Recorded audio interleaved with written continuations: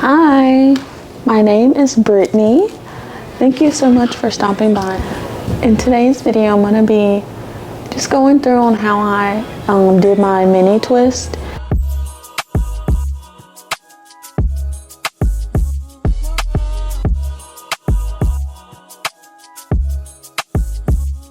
So this is what I'm using today to help style my hair. This really helps to prevent frizz and gets me the most longevity out of this style. So for this style, you all got to make sure your hair is thoroughly detangled. This is a good protective style as long as the hair is treated properly and not pulled tight. So to detangle, I saturate my hair with my leave-in conditioner. My favorite leave-in conditioner. I have tried mini twist in so many different ways, but my favorite is definitely with neat parting. So I divided my head into 3 sections. I did the back of my head, starting with the top of my ears and going all the way down to the nape of my neck. And then I did a middle part to divide the 2 sections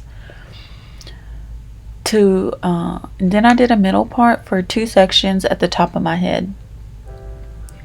You can blow dry your hair straight if you want to, but I'm in the middle of a heatless hairstyle kick because it's just so hot outside. Even in Mississippi, it's still hot outside.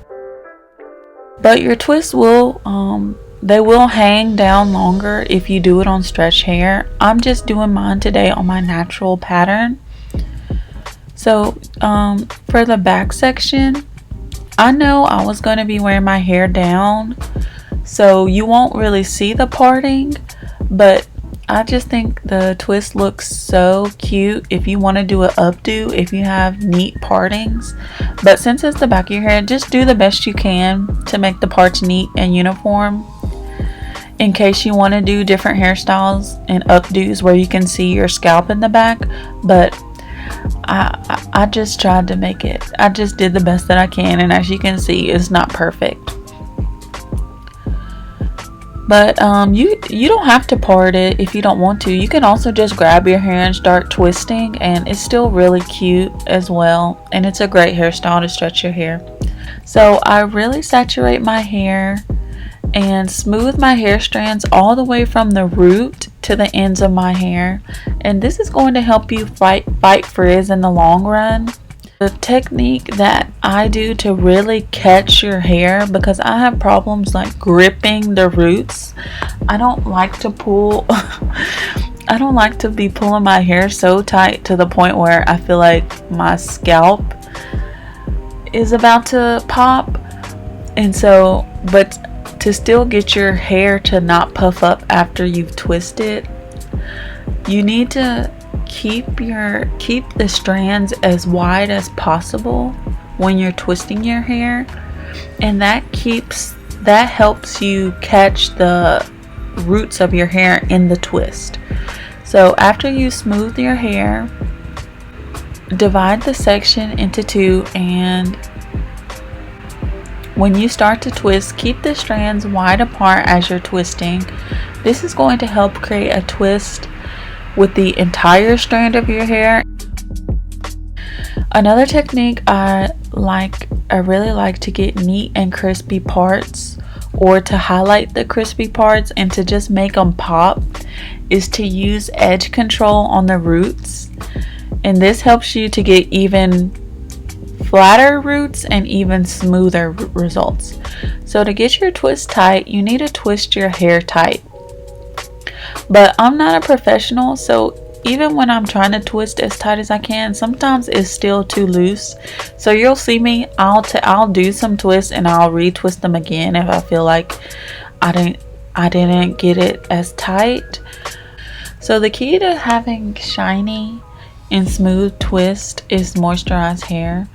Every time I style my hair, I use a leave-in conditioner, and my favorite conditioner that I just discovered and that just treats my hair so well is the Loreal Paris Total Repair 5. That product just really surprised me and blew me away. I'm the type of person that I have my staple products and I don't veer off of it at all. I really don't like to try new products whatsoever. I have my staples and I know they work for me, but I was out of town and I didn't bring any of my products with me. So I just was in the store and just decided to try it on the whim. And I loved it so much. Like, it is my staple. It is my number one. I love this line. I love the whole line, and I've tried almost every product. I love it. So for 4C textured girls and type 4 hair girls, yes, this is a yes, and it will keep your hair moisturized for days. Now that I am online a lot more often, I have been hearing so many crazy things about natural hair. And one of the goals with my channel is just to show you that natural hair, even though when you have zero experience and you're learning something new, it can be difficult, but it's simple. And it doesn't have to be expensive. It can be as expensive or inexpensive as you want it to be. Currently I use all drugstore products. If I wanted to get more high-end products, I could use them, but I just feel like, why am I spending this extra money when the drugstore products work just fine? And so natural hair care does not have to be expensive at all. You can have one product if you really want to, but I think all you really need is about 2 or 3. You need a moisturizer, like a leave-in, and you need a styler if you want to, but you don't have to. But if you want to do a more defined style, then a styler, you'll probably need a styler depending on what your leave-in does. Some leave-ins, they can define your hair pretty well by themselves, but if you want your style to last, that's when I say you can use a styler. And when I say styler, I mean like gel, hairspray. And I don't even use gel, I just use hairspray. And that can be relatively inexpensive. And I'll say, if your hair is damaged, if it's extremely dry, then I would use a deep conditioner. But I used to deep condition my hair so much, like I would do it every time I did my wash routine, but I think my hair is in a healthy enough state that I don't even deep condition my hair anymore. I just shampoo, put in my leave-in conditioner, and if I'm trying to do a style where I want it to be kind of really defined, I'll use a styler. But sometimes I just use my leave-in conditioner, and so that's only shampoo and leave-in conditioner. That's 2 products.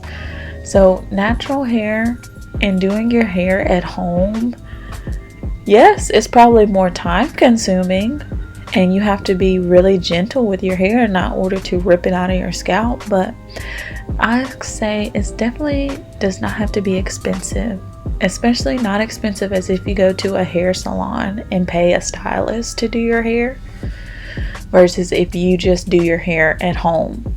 And even if you like to go to the hair salon and you love the way the stylist does your hair, you can just ask her what product she's using and you can buy those products. And sometimes they even sell their own hair care products that they're using on your head. I have bought products from the salon before because I really loved how my hair came out with the products that she used, and she told me she used her own product line. So if you like the results you get at a salon, you can try to just use the same products they're using on your hair. And then but yeah, overall, natural hair and doing your hair at home is definitely not more expensive than if you were to pay a stylist to do your hair.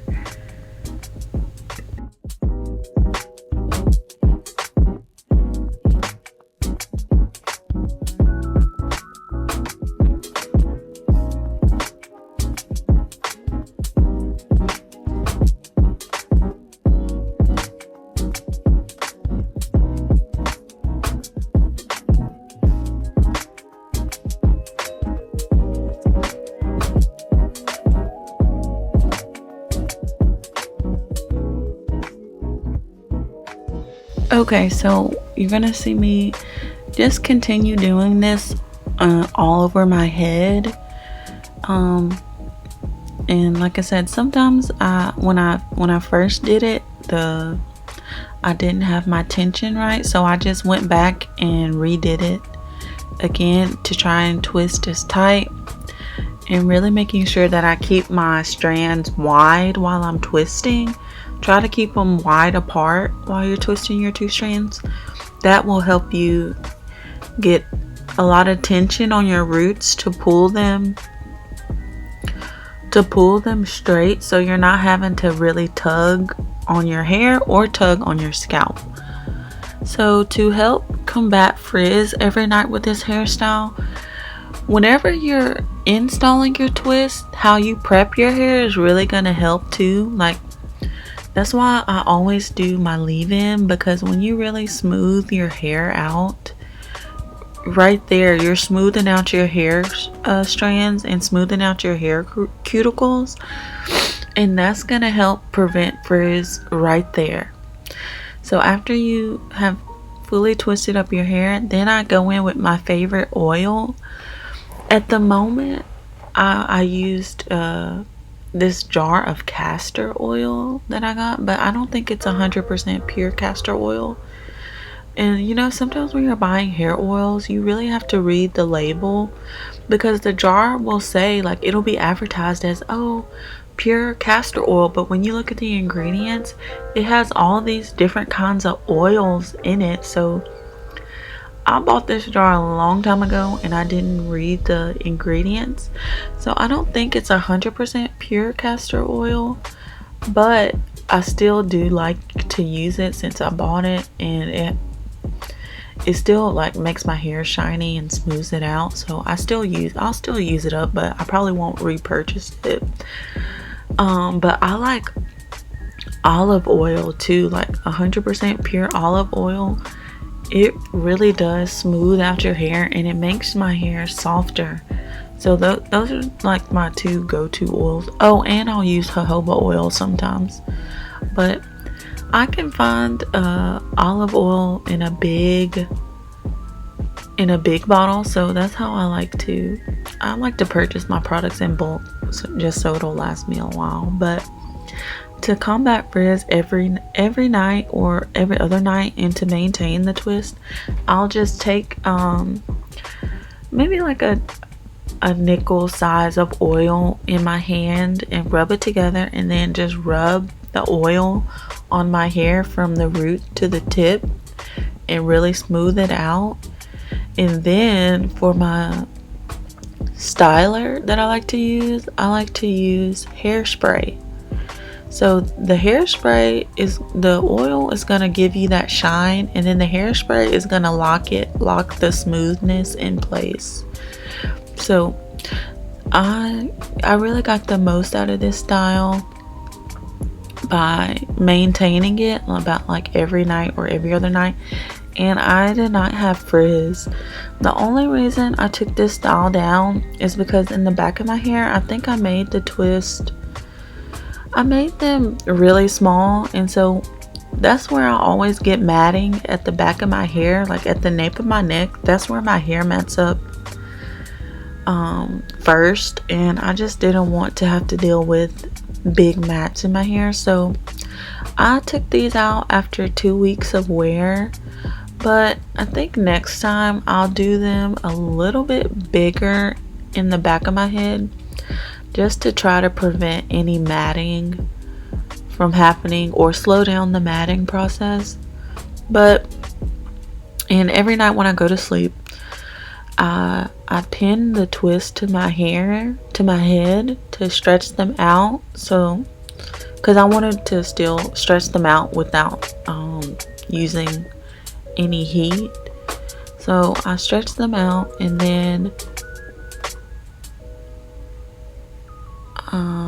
always sleep with a silk scarf, and try to make sure the silk scarf is tied so that it doesn't move or shift throughout the night, because any type of friction against your hair, that's what's going to cause your frizz. So even if your silk scarf is shifting, while you sleep, even though it's a satiny texture, that's still gonna cause frizz on your hair and on your style.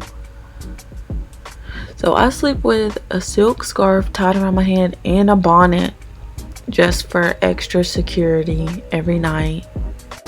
Thank you for watching my video. I have so many more plans for this channel. I hope you will subscribe if you like what you've seen so far, and I will see you in the next video. Bye.